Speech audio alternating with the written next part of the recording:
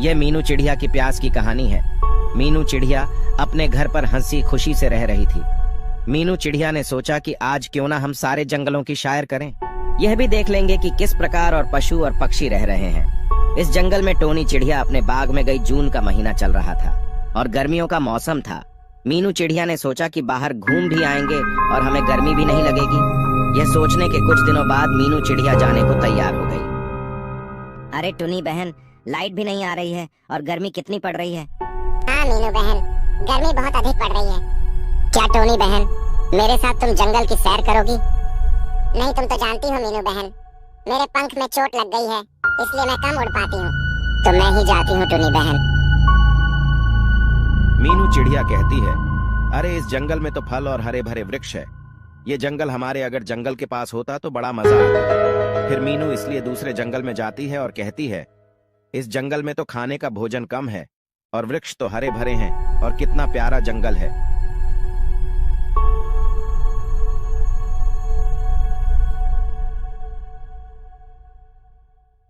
इस जंगल में मीनू चिड़िया कोई पशु और पक्षी नजर नहीं आता। तभी मीनू चिड़िया और अगले जंगल में जाती है और वहां पर देखती है, अरे इस जंगल में तो रेगिस्तान है। इस जंगल के सारे पेड़ पौधे पानी भी सूख गए। मीनू चिड़िया कहती है, इस जंगल में तो जीव जंतुओं का रहना भी असंभव है। इस जंगल में मालूम पड़ता कोई जीव जंतु नहीं रहता है। मीनू चिड़िया काफी जंगलों की सैर करती है। तभी मीनू चिड़िया को बहुत तेजी से प्यास लगती है और फिर चिड़िया जंगलों में पानी की तलाश करने लगती है। लेकिन मीनू चिड़िया को कहीं पर भी पानी दिखाई नहीं पड़ता। मीनू चिड़िया काफी देर तक इधर से उधर पानी की तलाश करती रहती है, लेकिन उससे पानी कहीं दिखाई नहीं पड़ता है। तभी वह एक और घने जंगल में मीनू चिड़िया एक ऐसे जंगल में पहुंच जाती है जहां से उसको कुछ घर दिखाई पड़ते हैं। मीनू चिड़िया समझती है कि वहां पर जरूर कोई पानी पीने की व्यवस्था होगी। मीनू चिड़िया फिर एक घर की झोपड़ी के ऊपर बैठ जाती है और वह दिखती है कि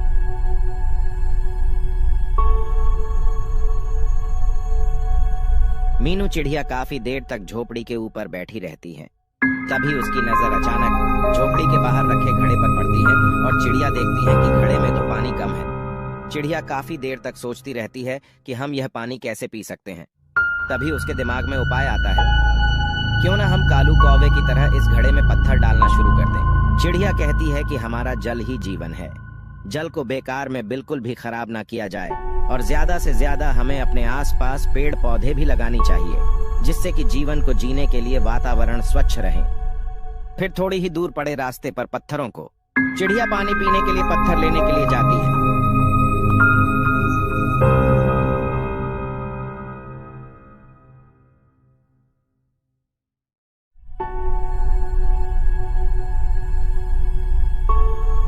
चिड़िया पत्थरों को एक एक करके घड़े में डालने लगती।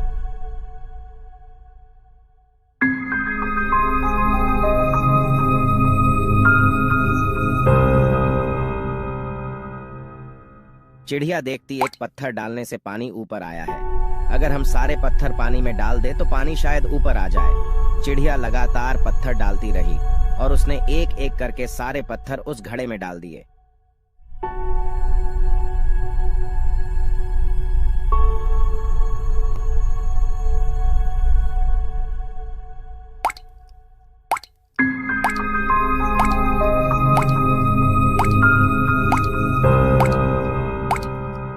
जब चिड़िया एक एक करके सारे पत्थर डाल देती है, तभी घड़े से पानी ऊपर आ जाता है और चिड़िया पानी को देखकर बहुत ही ज्यादा खुश होती है। चिड़िया कहती हैं, कितना मीठा मीठा पानी लग रहा है। अगर यह पानी ना हो तो हम सबकी जिंदगी भी ना होगी। और चिड़िया उस पर बैठे बैठे कुछ कहती रहती है।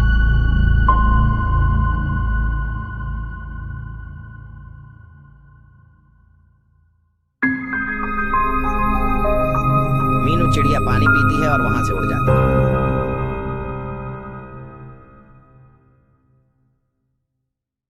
मीनू चिड़िया जिस रास्ते से गई थी उसी रास्ते पर चलते चलते अपने घर आती है। आप ही देख लो, चिड़िया को पानी पीने के लिए कितनी मेहनत करनी पड़ी। अगर पानी ज्यादा खराब करेंगे तो इसी प्रकार हमको भी मेहनत करनी पड़ेगी। इसलिए हमें पानी कम से कम खराब करना चाहिए।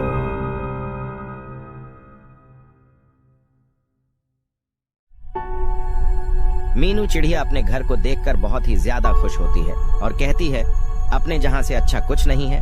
चिड़िया फिर अपने घर के अंदर जाती है। चिड़िया भगवान से प्रार्थना करती हैं कि हे भगवान, आपका लाख लाख शुक्रिया करती हैं जो घर वापस सही लौट आए, और चिड़िया है कि अपने घर से अच्छा कुछ नहीं है।